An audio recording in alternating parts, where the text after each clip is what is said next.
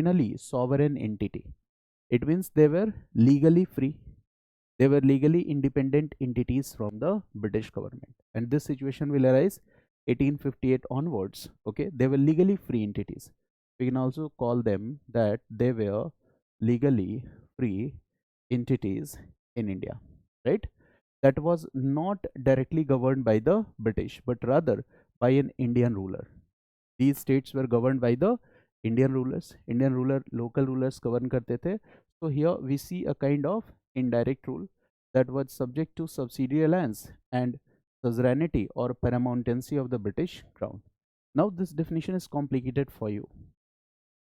In order to learn this definition in a better manner, we will have to discuss about some important developments. So again, I am going to start the topic from the very basics. Clear? Because this definition will apply after 1858 onwards. So now I am going to discuss the concept with the very basics. And what is the basic here? Look, whenever we talk about British rule in India, now I will relate some concepts here that is very important. Whenever we talk about British rule in India, we all know that there are one part is what? EIC rule. You all know this. One part is what? EIC rule. And the second is what? British Crown rule. One part is EIC rule and the second part is British Crown rule. And maintain your running notes also. Notes भी बनाना है because बहुत सारी चीज़ें इसमें you will not find this content at one place. कहीं भी मिलेगा नहीं आपको. ठीक है, you will find it diverted. अलग अलग जगहों पे ढूंढना पड़ेगा आपको. So make notes also. So one part is what? EIC rule, right? Company rule. This is what? Company rule in India. Company rule in India. It means it was very strange that a trading company was ruling in India. Okay, what should be the task of a company? To do trade and commerce. But here what this company is doing? This company was basically ruling India. And the rule of this trading company started when? So the rule started from 1757. This is the time period. You all know about this. This is what? Battle of Plassey. So the rule started from this time period. Okay, 1757. And the rule of the company continued till this year, that is 1858. 1858. The company will rule. And this is approximately 100 years of rule. This is approximately 100 years of company's rule. 100 years of company's rule. यहाँ company ने 100 years तक rule किया. ठीक है, इस बात को तो हम बहुत आसानी से समझ सकते हैं कि when company is ruling, company has got the patronage of British government. So this phase is what? Direct British rule और indirect British rule? So the answer is very simple. This phase is what? Indirect British rule. This phase is indirect British rule. Clear? And in this phase, what happened? So in this phase, we see establishment and expansion of British Empire in India. Right? In this phase, we see what? Establishment and expansion of British Empire in India. यही होता है ना? So the establishment of British Empire in India in the context of which state? You will answer this question. Establishment in the context of which state we are talking? Which regional state we are talking? That is Bengal. Okay, obviously this was the first victory. So establishment means what? Control over Bengal. This is very simple. Establishment means control over Bengal. And control over Bengal means Battle of Plassey, Battle of Buxar, Treaty of Allahabad.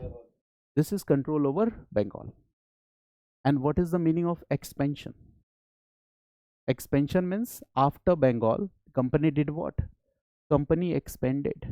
Okay, its influence in which state? Mysore. In which state? Marathas.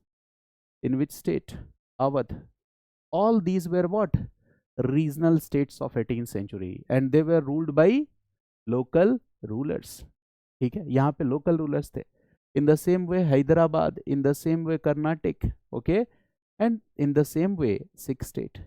So all these states are local rulers okay, ruled by the local rulers. Nawabs, nizams, local rulers, all are ruled by the local rulers. And gradually company did what? It expanded its influence over these states. And this did not happen in a single day. It was a gradual process of development. एक दिन में तो हुआ नहीं ना, काफी लंबा time लगा. And British formulated policies for this expansion also. East India Company had also policies for the expansion of its empire in India. And which policies AIC was following here? So one policy was policy of ring fence. One policy was policy of ring fence. Do you remember the context of Awadh, where it was used as a buffer state? Clear? The policy of subsidiary alliance. The policy of subsidiary alliance. I hope you all are aware about this. In this lecture, we will not discuss this part in detail. I am just giving a brief introduction.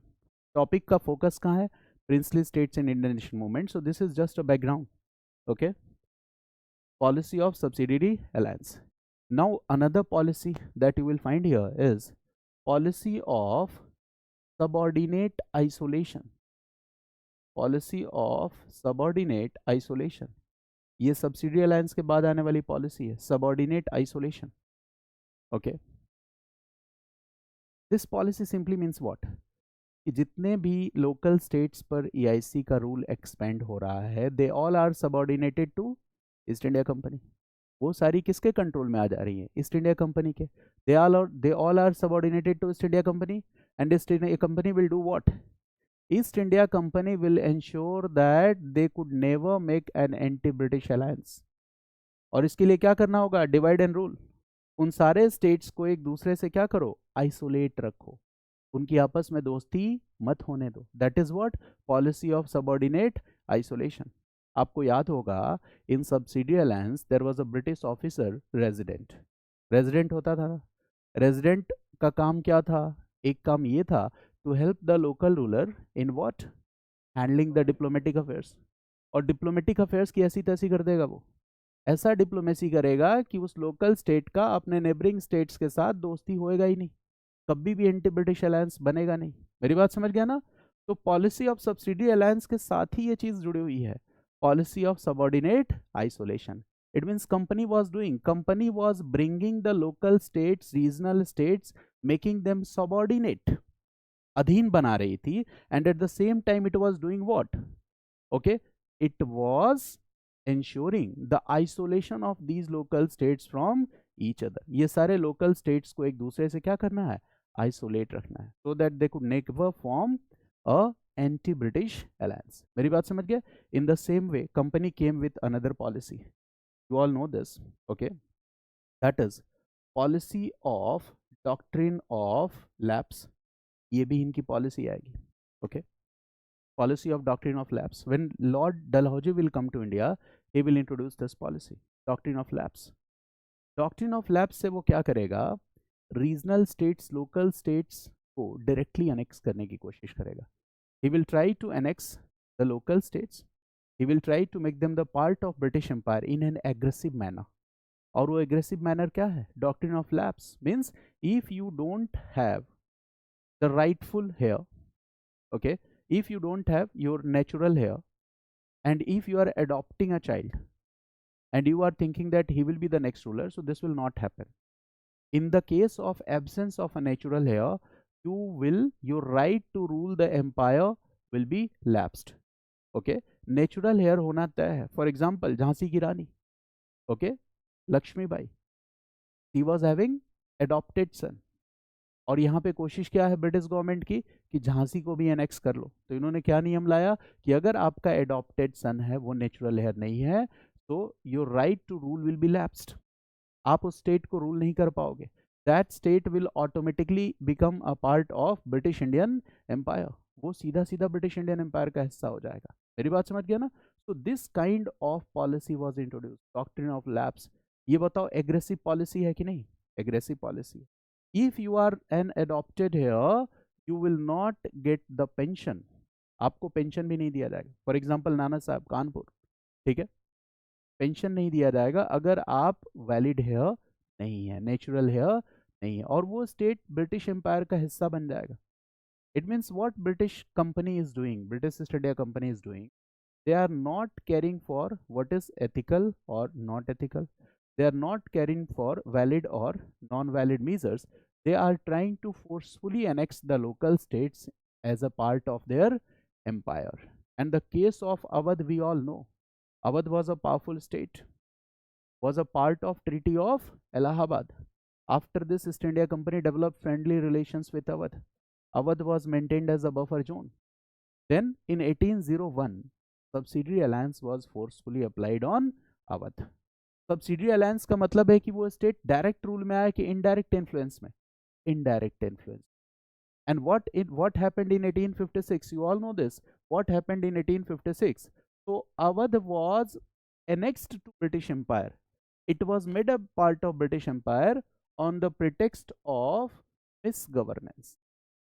अब भाई तुम administration ठीक से नहीं handle कर पा रहे हो, मिस गवर्नेंस है, और इसलिए ब्रिटिश गवर्नमेंट को, ईस्ट इंडिया कंपनी को, सॉरी, ईस्ट इंडिया कंपनी को ये राइट है कि वो अवध को ब्रिटिश इंडियन एम्पायर का हिस्सा बना ले. Now tell me, these are the local states. For example, you already have discussed in the classes the case of Hyderabad, Karnataka, Maratha, Mysore, Bengal. Okay, ये सारे स्टेट तो आपने क्लास में पढ़े हैं ना.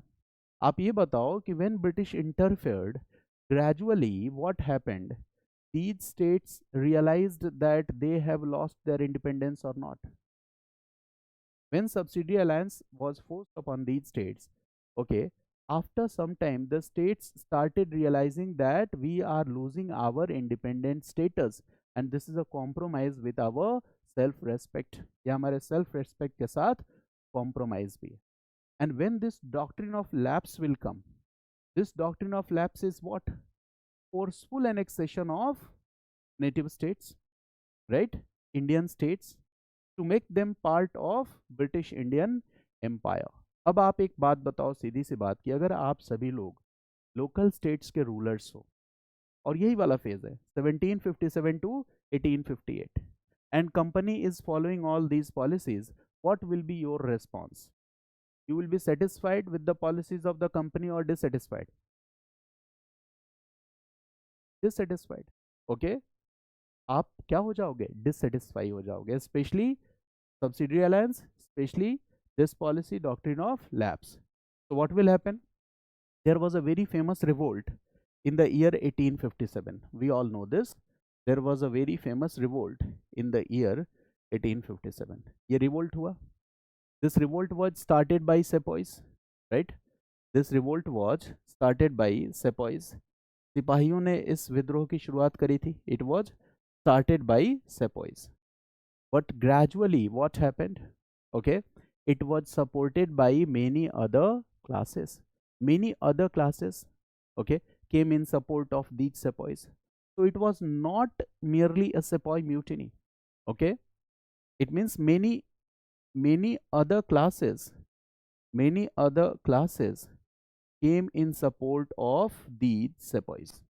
sepoys के सपोर्ट में बहुत सारे लोग आके खड़े हो गए. जैसे सबसे पहले आके खड़ा होने वाला कौन था? That was Awadh state.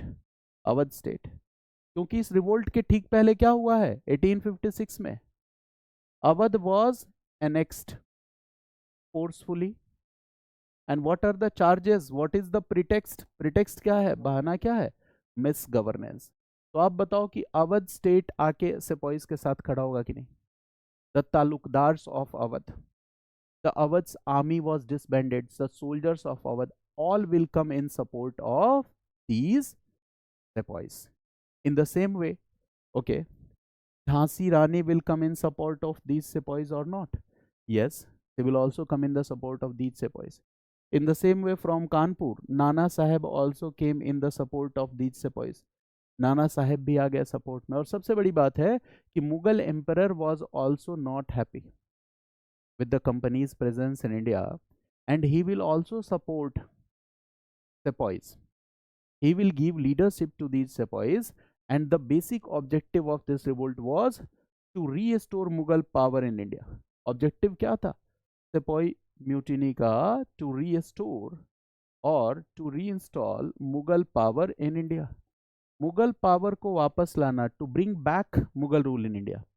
And the local states, native states were supporting, okay, they were supporting whom? The sepoys, okay, to bring back Mughal rule in India. Peasants were also supporting, okay, artisans were also supporting. So there were many classes who were supporting in this mutiny, okay. This was a mutiny or first war of independence. This matter is debatable, but we should consider that this was more than sepoy mutiny but less than the first great Indian war of independence. This is the valid opinion. Now have you understood this part? यानी revolt of 1857 तक rulers का एक बड़ा class ऐसा है जो British से dissatisfied है. मेरी बात समझ गया? लेकिन रूलर्स का एक क्लास ऐसा भी है जो कंपनी रूल से डिससेटिस्फाई नहीं है. मेरी बात समझ गया ना? There are two class of local rulers, there are two class of zamindars. One class of local rulers is not happy with the presence of East India Company in India, and they are expressing their dissatisfaction by supporting the revolt of 1857. And one class of local rulers, one class of zamindar was loyal to the presence of East India Company in India. क्योंकि उनको क्या हो रहा था? EIC के presence से gains हो रहे थे, economic gains and commercial gains. मेरी बात समझ गया? तो वो सपोर्ट कर रहे थे. And they will protect the Britishers during the revolt of 1857. They will proved as the breakwaters in the storm. ठीक है, अंग्रेजों को हमने भगा दिया होता 1857 में ही, अगर वो थोड़े से जमींदार या थोड़े से लोकल रूलर्स अंग्रेजों के सपोर्ट में नहीं आए होते. मेरी बात समझ गए? तो 1857 तक तो सीन ये है कि अंग्रेजों ने क्या किया, जैसे तैसे वैलिड नॉन वैलिड मीन से हिंदुस्तान की ज़्यादा से ज़्यादा टेरिटरीज पे अपना कब्जा जमाने की कोशिश. और ये सब कौन कर रहा था? कंपनी कर रही थी. मेरी बात समझ गए? लेकिन रिवोल्ट ऑफ 1857 क्या था? एक मैसिव रिवोल्ट था. ठीक है, this was a great expression of the accumulated grievances of the masses. These masses are dissatisfied by the EIC's rule in the last 100 years. पिछले 100 सालों में ईस्ट इंडिया कंपनी का जो रूल इंडिया में रहा था, इससे हिंदुस्तान के अलग अलग क्लासेस डिससेटिस्फाई थे. और उनका जो डिससेटिस्फेक्शन था, उनका जो गुस्सा था, डिससेटिस्फेक्शन था ब्रिटिश रूल के अगेंस्ट, EIC रूल के अगेंस्ट, उसका एक मेजर एक्सप्रेशन है, ग्रेट एक्सप्रेशन है रिवोल्ट ऑफ 1857. ओके, और ऐसा लगा जैसे ईस्ट इंडिया कंपनी का रूल ही खत्म हो जाएगा 1857 में. This was that much massive and intense in nature. ऐसा था. So what will happen after this revolt of 1857? Okay, now we are entering into the topic. After this revolt of 1857, now there are some important changes. And what are the changes here? So one is Queen Victoria's proclamation. One is what? Queen Victoria's proclamation. Queen Victoria's proclamation. And this proclamation was made on 1 November 1858. ये proclamation कब हुआ? 1 November 1858. Queen Victoria's proclamation. और साथ ही साथ एक act भी आएगा, that is act of 1858. Act of 1858. Act of 1858.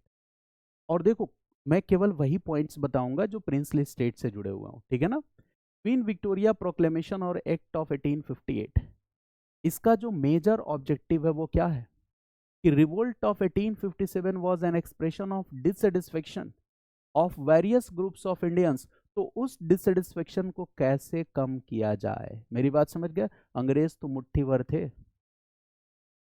But वो बहुत स्मार्ट थे, डिप्लोमेटिक थे. उनको पता था हिंदुस्तान की आवाम ने, हिंदुस्तान की जनता ने क्या किया है? रिवोल्ट किया है. और ये कोई छोटा मोटा रिवोल्ट नहीं है. जानबूझकर रिवोल्ट को डिमीन करने के लिए कॉलोनियल हिस्टोरियंस क्या लिखते हैं इसे? Sepoy mutiny. But it was not sepoy mutiny only. मेरी बात समझ गए? Now they were knowing that if we want to make the British rule okay permanent in India, so we need to bring some important changes.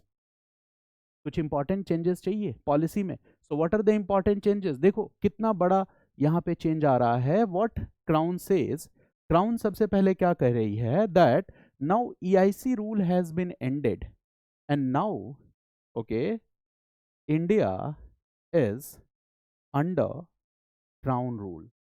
It means now the British crown is the ruler of India. Now the British crown is the ruler of India. अब Britain का राजा या रानी ही India का राजा और रानी होगा. और क्या कह रहे हैं कि जो इंडियन सब्जेक्ट्स हैं, the Indian subjects will be treated like British subjects. Indian subjects will be treated like British subjects. यानी ब्रिटिश क्राउन क्या करेगा, जैसा व्यवहार, जैसा एडमिनिस्ट्रेशन ब्रिटेन में होता है, वैसा ही एडमिनिस्ट्रेशन इंडिया में भी होगा. We will bring what, responsible administration, responsible governance in India. We will bring what, responsive governance in India. जैसा एडमिनिस्ट्रेशन ब्रिटेन में है वैसा इंडिया में होगा. It means crown is trying to assure you that we will not discriminate with Indian people. Indian लोगों के साथ हम डिस्क्रिमिनेट करने नहीं जा रहे हैं. We will treat Indian subjects in the same manner as we treat British subjects. Indian subjects को हम वैसे ही ट्रीट करेंगे जैसा कि हम ब्रिटिश सब्जेक्ट्स को ट्रीट करते हैं. यहां तक समझ में आया? ये क्यों है? To appease you. ठीक है. और लोगों का गुस्सा किस पे था? क्या किया ब्रिटिश गवर्नमेंट ने? डाइवर्ट कर दिया अटेंशन को. कहा भाई EIC was ruling from 1757 to 1857. ये तो बहुत गलत बात है, ईआईसी को ऐसे रूल नहीं करना चाहिए. इतनी शिकायत है लोगों की, we are ending EIC rule in India. अभी हम खत्म करते हैं ईआईसी रूल इन इंडिया. देखो कितने स्मार्ट हैं. लोगों का गुस्सा किससे था? ब्रिटिश रूल से. गवर्नमेंट ने क्या कहा, ये ब्रिटिश रूल नहीं है भाई, ये क्या है, कंपनी रूल. और अभी हम कंपनी की सारी राइट्स खत्म करते हैं. Now company will not rule in India. Who will rule? British crown will rule. और ब्रिटिश क्राउन जब रूल करेगा तो आपके साथ कोई भेदभाव नहीं होगा. You will be treated like the Indian people. आगे चल के दादा भाई नौरोजी ने कहा, in India the rule of British is un-British in nature. Un-British rule in India. इसका मतलब वादा झूठा था. आपने कहा था कि Indian subjects will be treated like British subjects, but बाद में दादा भाई नौरोजी ने कहा ऐसा नहीं हो रहा है. British subjects and British administration is a different kind of administration, and in India the system of administration is very bad.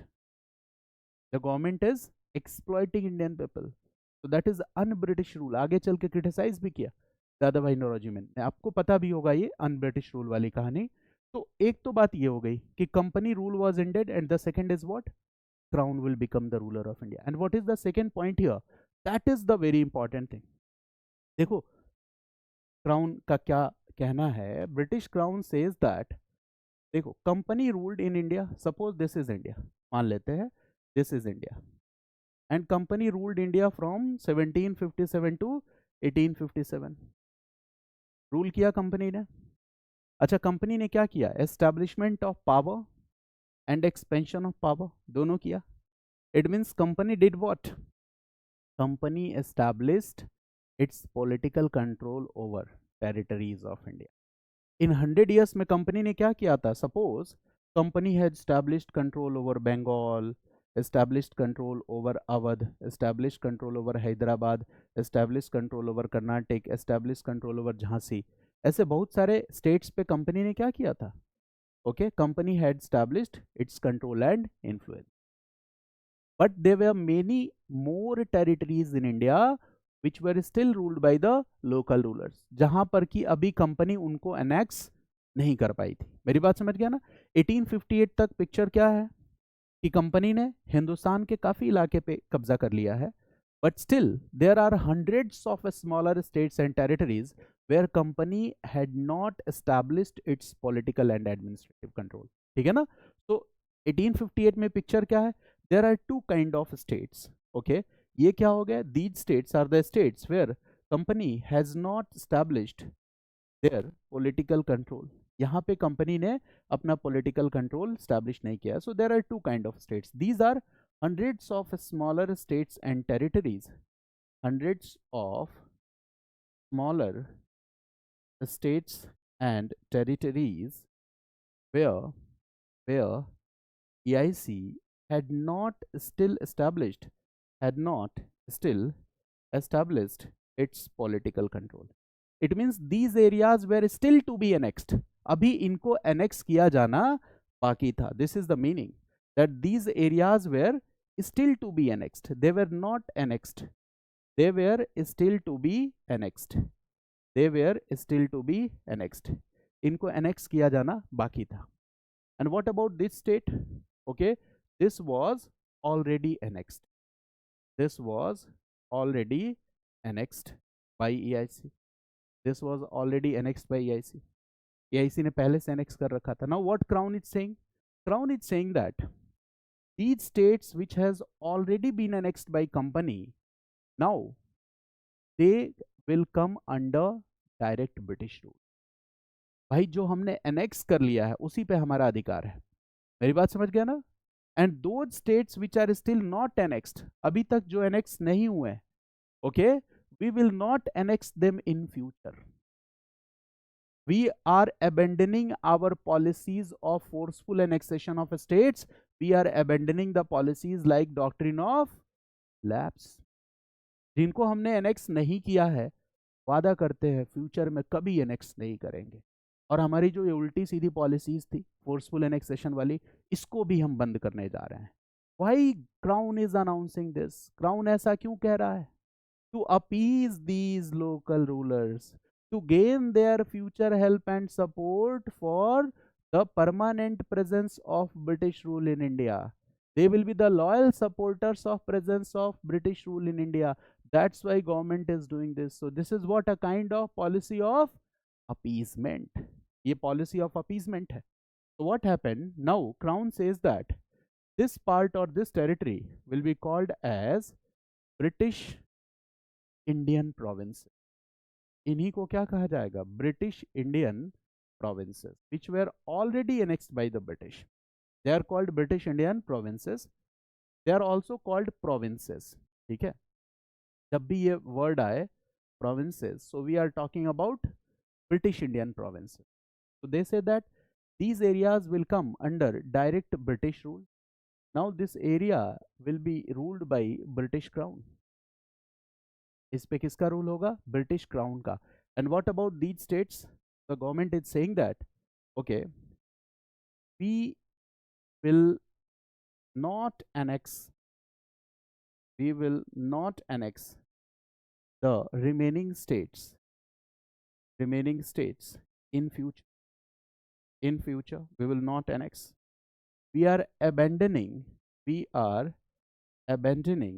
the policies of forceful annexation like doctrine of lapse.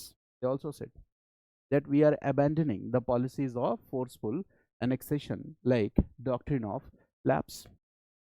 ठीक है, डॉक्ट्रिन ऑफ लैप्स जैसी forceful annexation की policy को छोड़ रहा है. It means these states will remain independent. These states will remain independent in future.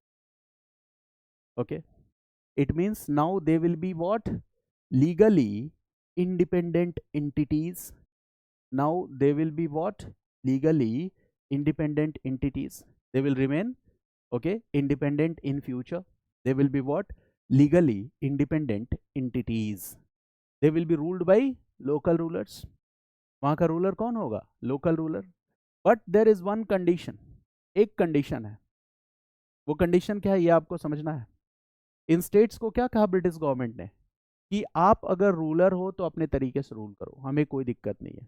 ठीक है, हम कोई इंटरफेयर नहीं करेंगे. But you will have to accept paramountcy of British crown. तुमको ये एक्सेप्ट करना पड़ेगा कि हे ब्रिटिश क्राउन, तुम ही मेरे माई बाप हो. ठीक है, वो कहते हैं ना, तो ये बात आपको एक्सेप्ट करना पड़ेगा. You will have to accept the paramountcy of British crown. ये कंडीशन है. You are allowed to do administration in your own way, but you will have to accept, all these states will have to accept the paramountcy of British Crown. Right? This, all these states will have to accept paramountcy of British Crown. All these states will have to accept the paramountcy of British Crown. ये सारे states को British Crown की paramountcy को accept करना पड़ेगा कि British crown ही सर्वोच्च सत्ता है, हम उसके अधीन है. We are subordinate to the British crown, but still in the matters of exercising power you are independent. ठीक है. Now why this all changes were made, all these changes regarding princely states were made for what reason? So right, why, क्यों ऐसा किया गया, why it was done? So what is the first reason? This is a kind of policy of appeasement, right? This policy of appeasement, this is policy of appeasement. Here crown is opposing, sorry, crown is appeasing, crown is appeasing princely states, crown princely states को appease कर रहा है. Why appeasing? Okay, to prevent any future revolt supported by these rulers. पहला objective हो गया, to prevent any future revolt supported by these rulers. In future अगर कोई भी रिवोल्ट होगा तो ये लोकल रूलर सपोर्ट नहीं करेंगे, क्योंकि उनको पता है कि हम रूलर बने रहेंगे. ठीक है. To prevent any future revolt that is supported by these rulers. और दूसरा क्या है? Once the British government will announce this policy, what will happen? These native states will become loyal supporters of presence of British rule in India for future.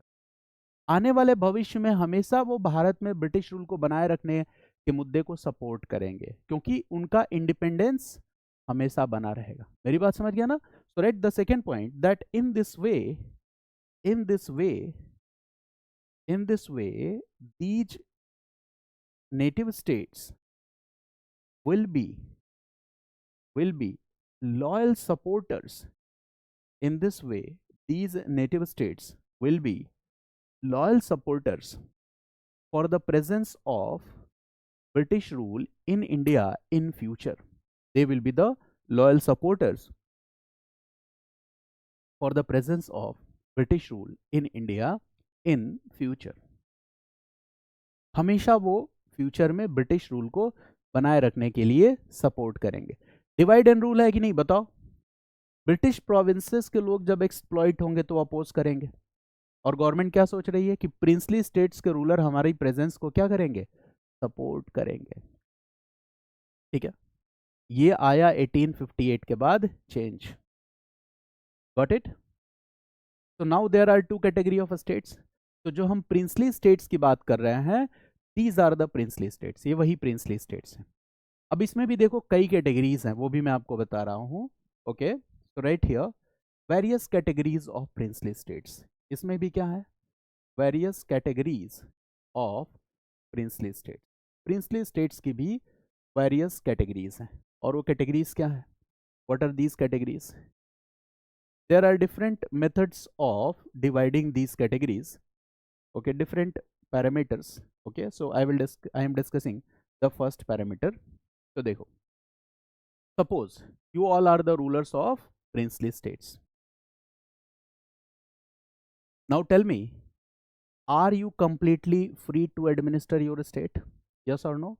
Yes, you are completely free to administer your state in your own way, right? Now what British government will do? Which will say, British government will say that if you need our help and support, we are always ready to help and support you. ध्यान से समझना इस बात को. Suppose we all are the rulers of princely states, और इसमें विपिन को ऐसा लगता है कि I need the help and support of British in administration. So Vipin will go to British administrators, governors, Governor General. He will meet them, and he will sign an agreement with British administrators कि हमें administration में help की ज़रूरत है, मदद की ज़रूरत है, और गवर्नमेंट हमेशा मदद करने के लिए तैयार खड़ी है, ब्रिटिश गवर्नमेंट, कि ठीक है हम तो आपकी हेल्प करने के लिए ही है. तो एक स्टेट्स की कैटेगरी ऐसी है जो कंप्लीटली इंडिपेंडेंट तरीके से रूल कर रहा है. They are not taking help and support of the British government.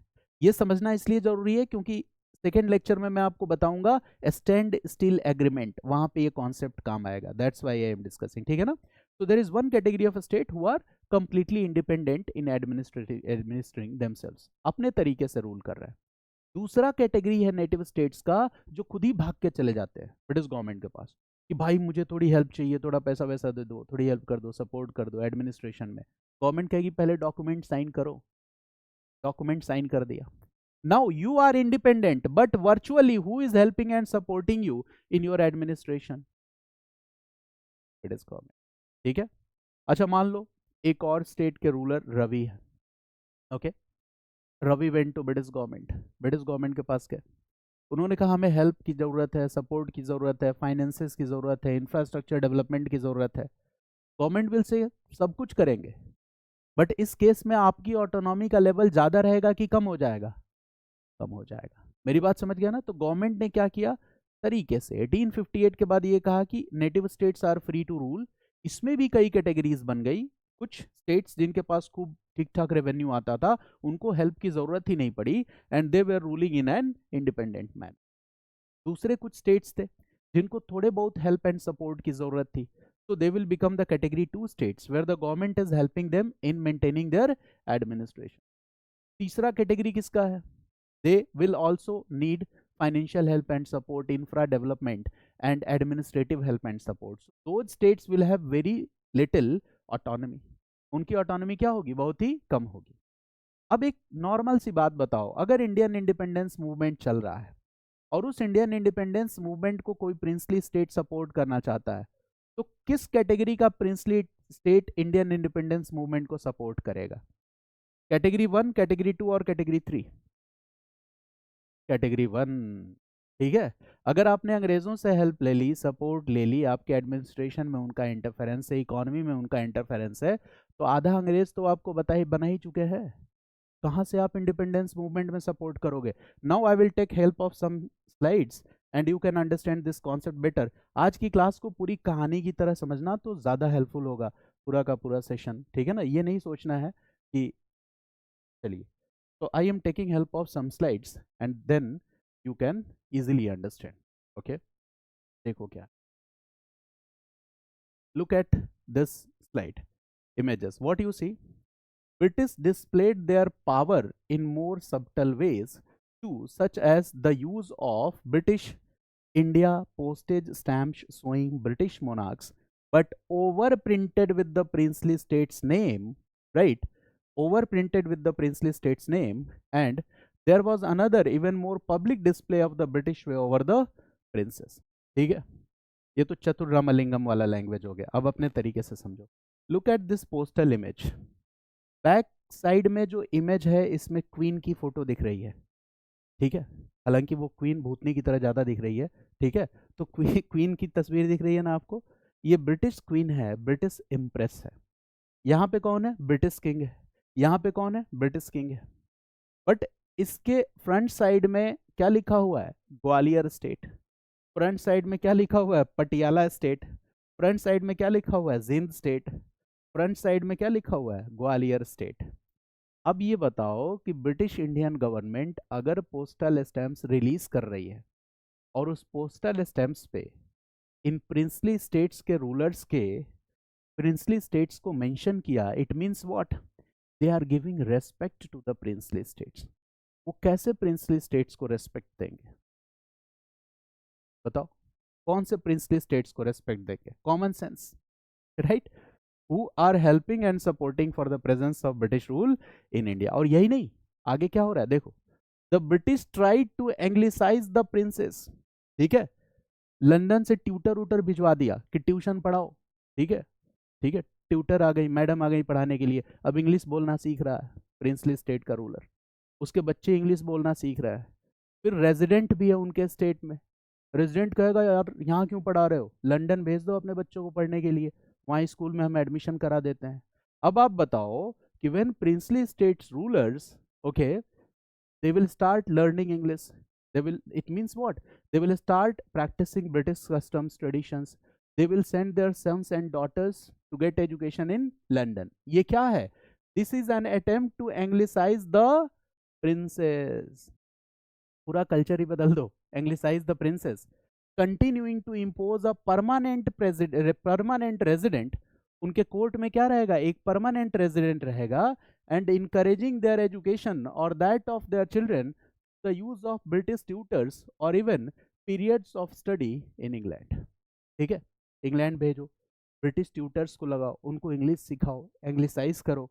Okay, special colleges were established around India, so their future rulers and administrators would be better integrated into the British Raj. Special institutes भी बनाए गए। अच्छा, उस institute में किसके बच्चे पढ़ रहे हैं? एलीट क्लास के, प्रिंसली स्टेट्स के। अच्छा, उनको किस तरह की एजुकेशन दी जाएगी कि आगे चल के वो इंडिया में ब्रिटिश रूल के परपिचुइटी को क्या कर सके, सपोर्ट कर सके। मेरी बात समझ गया ना? तो ब्रिटिश बड़े होशियार थे, इसको कहते हैं अपना कल्चर प्रमोट करना। ठीक है, और इसके बाद क्या है कि prominent princes like maharajas were encourage to visit Britain, उनको ब्रिटेन वगैरह बुलाया जाता था और खूब उनकी रेस्पेक्ट की जाती थी। उनको नहीं पता था कि रेस्पेक्ट क्यों की जा रही है। ठीक है, उनकी खूब रेस्पेक्ट की जाती थी। They were lionised by high society in London and on the continent. जब वो लंदन जाते थे तो पूरे वहाँ के अमीर लोग इकट्ठे हो जाते थे, पार्टी वार्टी होती थी, दावतें होती थी, डांस वांस होता था। प्रिंसली स्टेट के रूलर को लगता था ब्रिटिश कितनी रेस्पेक्ट हमें दे रहा है, कितनी रेस्पेक्ट दे रहा है। अब बताओ, इतनी इज्जत अगर आपको मिलेगी तो you will support the presence of colonial empire in India. ठीक है, ये पॉलिसी क्या है? डिवाइड एंड रूल पॉलिसी है। इसके बाद क्या है? Regardless of their local means and status they were universally regarded as exotic, powerful and fabulously rich fancies which they did nothing to dispel. ये एक स्टेटमेंट है, ठीक है, कि उनको इंडिया में खूब रेस्पेक्ट दो, स्टैंप वगैरह पे उनके नाम लिखवाओ, फोटो लगाओ, लंदन बुलाओ, लंदन में बुला के खूब रेस्पेक्ट दो। इससे क्या हो जाएगा? धीरे धीरे these princely states will be the loyal supporters of presence of British rule in India। कुछ आइडिया आया स्टोरी से? अब एक और बात आपको बताता हूँ, दैट इज वेरी इंटरेस्टिंग। ये टॉपिक वैसे है बहुत कॉम्प्लिकेटेड, इसीलिए मैंने चूज किया। I will select those topics like constitutional development, जो जो कॉम्प्लिकेटेड पोर्शंस है, हिस्ट्री का, पॉलिटी का, इकोनॉमी का, मैं वो सारे टॉपिक्स लेके आऊँगा एक्सक्लूसिव लेक्चर सीरीज में, जहाँ पढ़ने पे आपको नींद आने लगती है, जिसके क्वेश्चंस को रटने की ज़रूरत होती है। ठीक है, और यूपीएससी वो चैप्टर्स को चूज करती है। तो I will discuss those topics only. This is the basic purpose of exclusive lecture series. Now एक और मज़ेदार कहानी सुनो। क्या कहानी है? तो देखो, after 1858 what happens? Technically British crown is interfering in the matters of princely states or not? Technically, no. Non-interference, non-interference। देखो, इंटरफेरेंस का मतलब होता है चेक एंड बैलेंस। जैसे आपके पेरेंट्स थोड़ा चेक एंड बैलेंस रखते हैं, ठीक है, पता लगाते रहते हैं, पढ़ाई वढ़ाई कर रहे हो ना, सब ठीक ठाक चल रहा है, ओके, और उस चेक एंड बैलेंस की वजह से आप काम भी ठीक करते हो, ठीक है। अच्छा बताओ, अगर वो चेक बैलेंस खत्म कर दिया जाए, ठीक है, नॉन इंटरफेरेंस ला दिया जाए पूरी तरह से, तो आप में से कितने लोग सही दिशा में जाओगे? कुछ लोग तो डाइवर्ट हो ही जाओगे ना। मेरी बात समझ रहे हो ना? यही हो रहा है। The same is happening here. After 1857 there was no any system of, right, this point, there was no any system of check and balances. There was no any system of check and balances on native state rulers। अगर native state का ruler खुद ही जाएगा British government के पास, तब government interfere करेगी, otherwise government interfere नहीं करेगी। ठीक है, अगर आप खुद गए तो if you will go and meet them तो they will come to interfere, otherwise they will not interfere. so there is no any system of check and balances। now what will happen? अगर कोई check and balance नहीं होगा, so in this case there will be two class of rulers। okay, so majority of the rulers, I am writing here majority of the princely states and their rulers, majority of the princely states and their rulers। अब इनके बारे में थोड़ा जानते हैं कि वो क्या करेंगे 1858 के बाद। अब कोई चेक एंड बैलेंस नहीं है, and the people in these states are paying them revenues. इनके पास रेवेन्यू तो आ रहा है, पैसा खूब आ रहा है, they are getting revenues, they are getting revenues.